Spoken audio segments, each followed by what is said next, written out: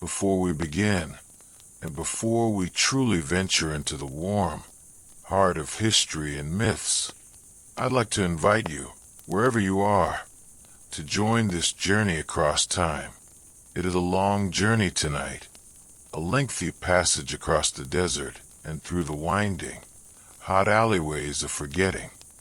And so we must begin in a state of stillness. Maybe you're listening from the United States, curled beneath a blanket of the autumn chill.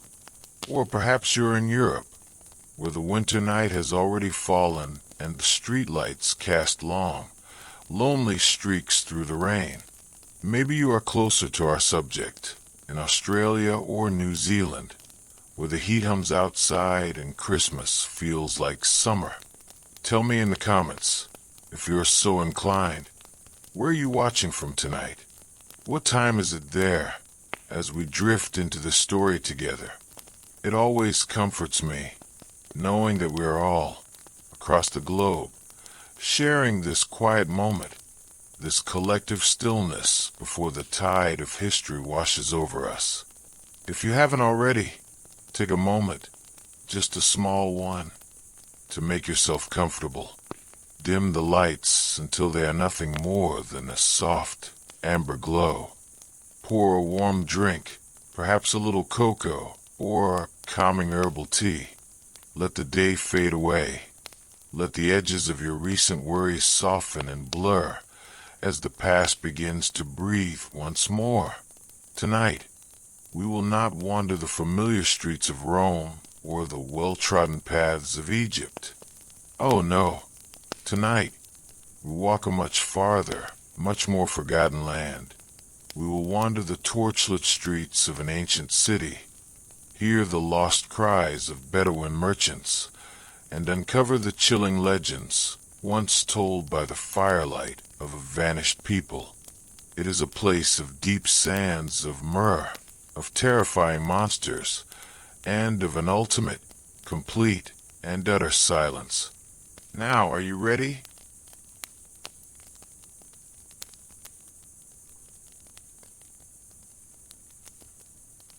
Settle back in.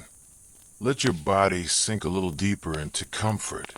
The air here is warmer now, drier, carrying the distant, faint scent of spice and sun-baked stone. We leave the crashing waves of the Aegean behind and turn our gaze toward the vast, silent, golden expanse of the desert, a place where whole civilizations can vanish beneath the shifting sands, leaving only the ghost of a tale behind. Tonight, we search for a serpent's treasure and the city of brass, two enduring legends from the Arabian Nights and ancient Near Eastern folklore, stories often dismissed as pure fantasy, yet which contain surprisingly detailed geographical and archaeological clues that point toward real historical phenomena. Imagine yourself standing now on the edge of the Rub al Khali, the empty quarter, that immense, desolate sea of sand that covers much of the Arabian Peninsula. The sun here is a blinding, powerful orb, and the silence is absolute, broken only by the whispering friction of the sand as the wind slowly pushes it across the dunes. You are watching a small, hardy caravan preparing for the journey, the camels kneeling patiently, groaning softly as they are loaded with precious bales of frankincense and myrrh. These two fragrant resins were, for millennia, the golden currency of the ancient world, used in temples from Jerusalem to Rome, in funeral rites in Egypt, and in the private homes of the elite across the Mediterranean. The source of the highest quality frankincense was the deep south of the Arabian Peninsula, in what is now modern Oman and Yemen, and the trade route that carried this treasure north was known as the Incense Road. Our myth begins here, in the stories told around quiet campfires beneath the vast, impossible canopy of the desert stars. Tales of a legendary city, unimaginably wealthy, its prosperity founded entirely on controlling this priceless trade. This city is Iram of the Pillars, or, as sometimes whispered in the darkest hours before dawn, Ubar, the lost city of the sands. The Quran mentions a people of Ad who built Iram, a city of lofty pillars, destroyed by God for their arrogance and impiety. In later folklore, it became Ubar, a glittering, decadent metropolis that sank into the sand, swallowed whole, often guarded by a mythical creature or protected by powerful magic. For centuries, this was simply accepted as a moral fable, a warning about the fragility of human power against the forces of nature or divine judgment. Yet the history, the quiet truth hidden in the desert's embrace, began to surface in the late 20th century. A team of explorers, utilizing NASA satellite imagery, historical texts, and deep-seated local knowledge, began to search for a real, physical location that matched the legend. They weren't looking for magic, they were looking for water.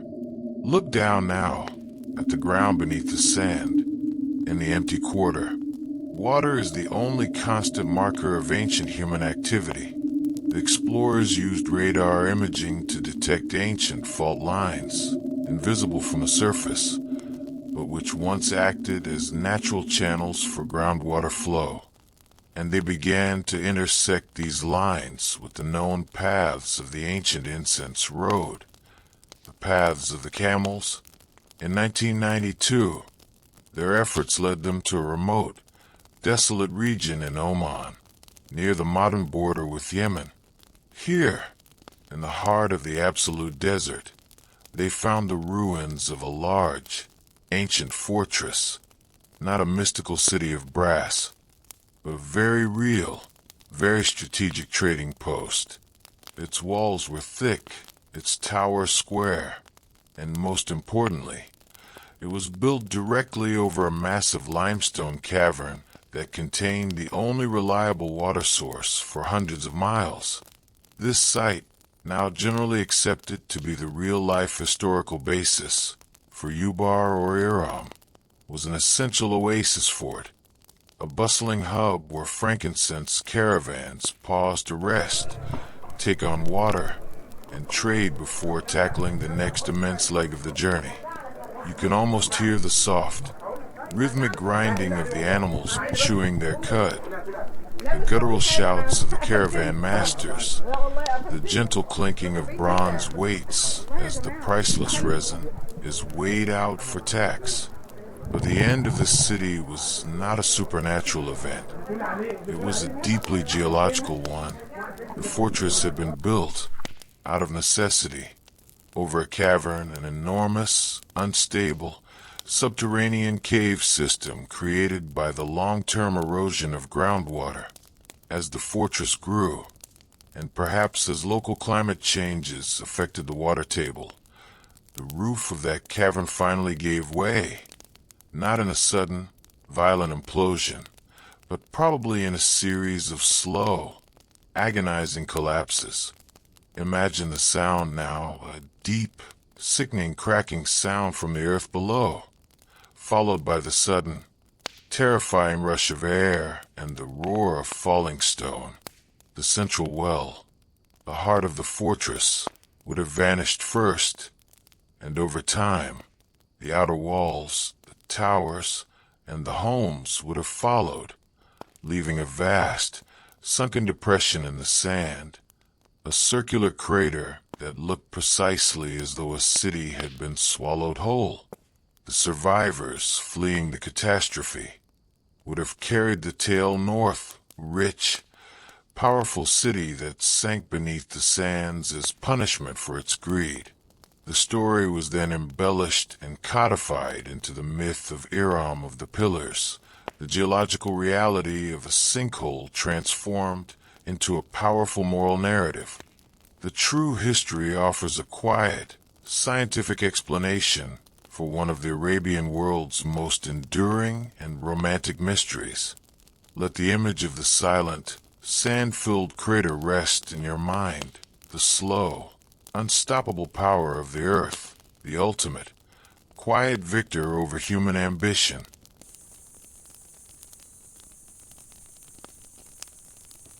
Now, let us move away from the desolate sands and look toward the fertile, sun-baked lands of ancient Mesopotamia and the Levant, where the very concept of civilization was first conceived.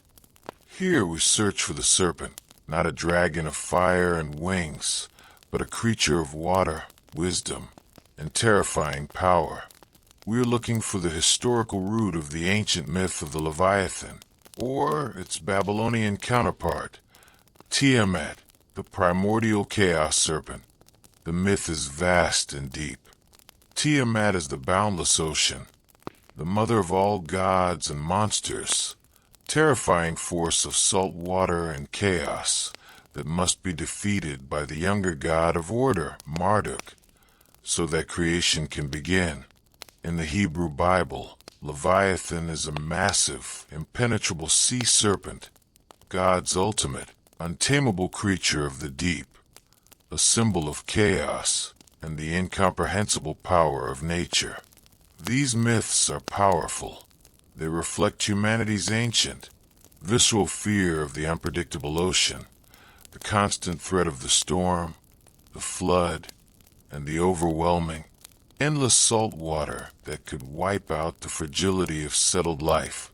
But beyond the philosophical symbolism, there's a real, enduring biological candidate that may have fueled this terrifying imagery. Look out now, not at the deep ocean, but at the river estuaries and the swampy, muddy lowlands that mark the ancient coastlines of the Persian Gulf and the deltas of the great rivers, the Tigris and the Euphrates. The air here is heavy and humid, smelling of rich mud, brackish water, and decaying vegetation. You hear the constant, buzzing drone of insects and the low, unsettling slither in the tall reeds. This is the domain of the Crocodilus niloticus, the Nile crocodile, a creature whose range, in ancient times, stretched far wider than it does today.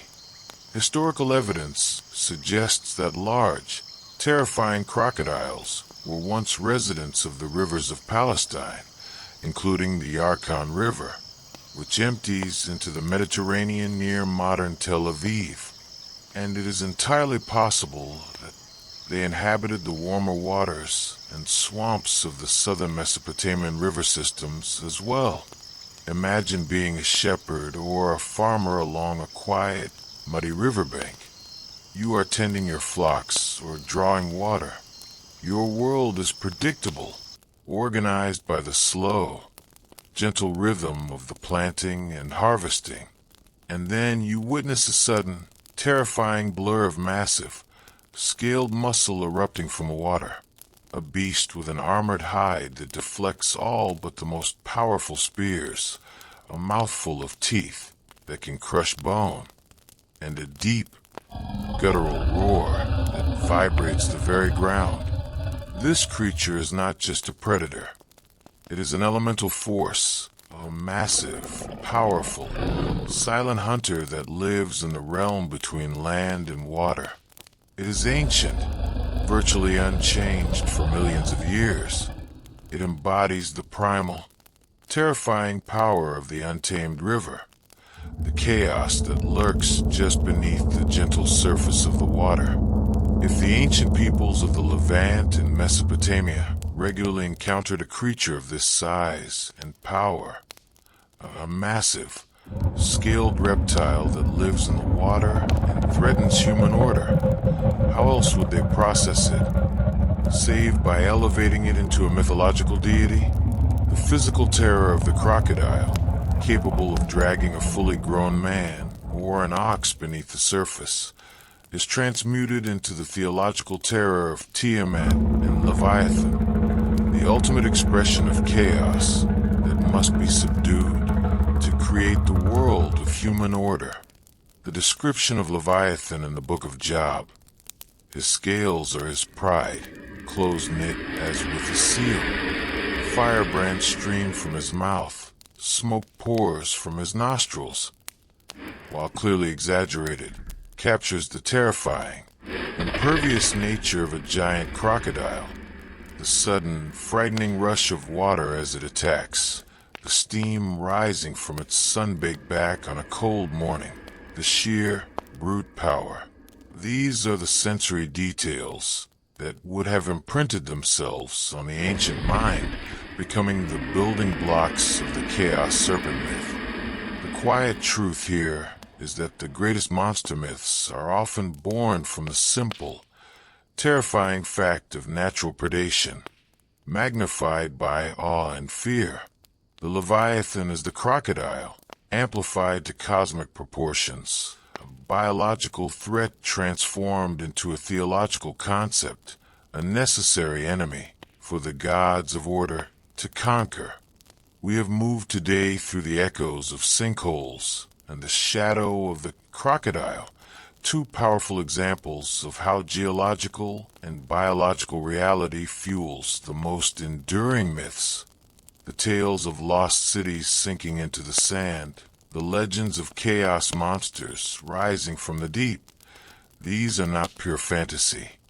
They are frightening memories, preserved in the beautiful, dreamlike language of folklore. Let the heavy, humid air of the delta settle around you. Listen to the soft, gentle lapping of the water against the reeds. The danger is long past. The great, scaled creature is only a myth now, a quiet, peaceful thought in the vastness of history.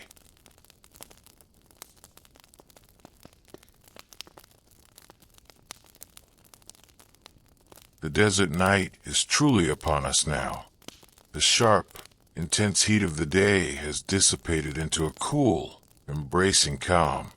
Look up for a moment at the sky. Here, far from any city lights, the stars are impossibly bright, countless pinpricks of light scattered across the velvety blackness. This is the view that the ancient caravan masters saw, the same quiet, immense ceiling of the world. Let the gentle silence of the empty quarter fill your mind. There is a deep, profound restfulness in the absence of noise.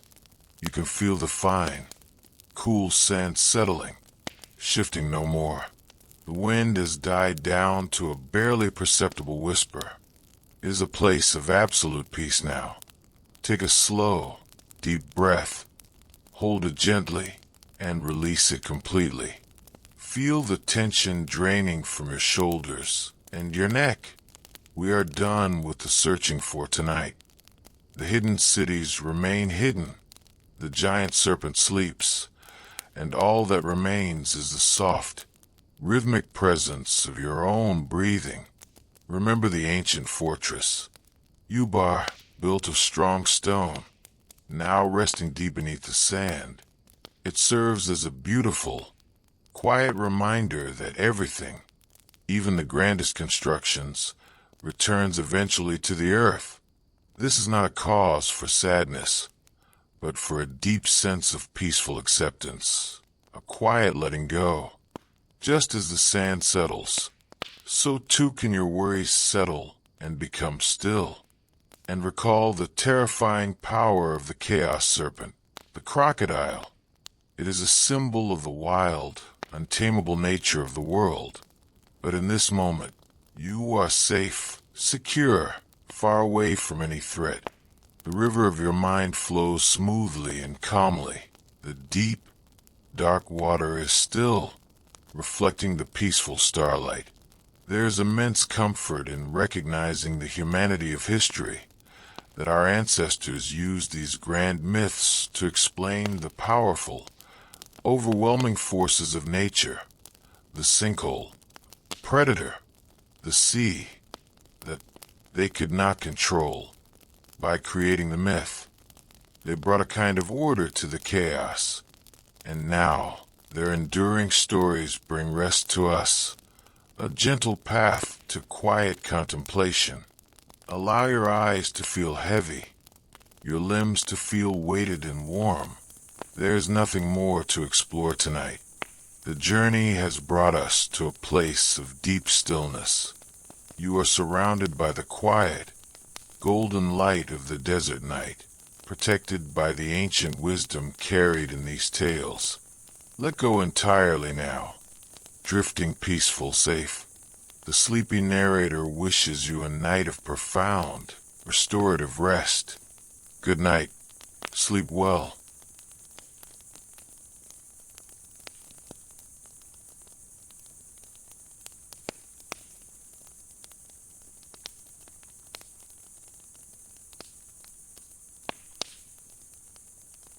If you have made it this far into the narration, I applaud you for your patience and interest in the varied myths and legends from an era gone by.